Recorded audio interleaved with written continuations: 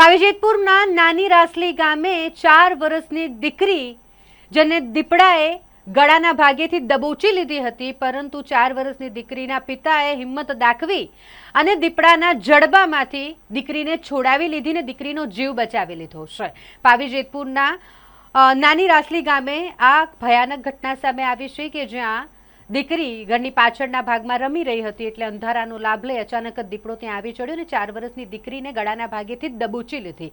દીકરીની ચીસ સાંભળતા જ દીકરીના પિતા તરત જ ત્યાં દોડી ગયા અને દીપડાના મોઢામાં પોતાની બાળકીને જોઈ જરા પણ ડર્યા વગર દીપડાનો સામનો કર્યો અને દીપડાના મુખમાંથી તેના જડબામાં ફસાઈ ગયેલી દીકરીને છોડાવી મૂકી। આ પિતાની સાહસનું જ પરિણામ છે કે આ દીકરીનો જીવ બચી ગયો છે। જો કે પિતાએ બૂમાબૂમ કરી હોય અને દીપડાની સામે હિંમતભેર કામ લીધું હોય એટલે દીપડો દીકરીને મૂકીને ભાગી ગયો હતો, પરંતુ દીપડાએ જ્યારે ગળાના ભાગેથી આ 4 વર્ષની બાળકીને ઉપાડી હોય એટલે ગળાના ભાગે ગંભીર રીતે ઇજાગ્રસ્ત થઈ છે દીકરી, તેને હાલ હોસ્પિટલમાં સારવાર અર્થે ખસેડવામાં આવી છે।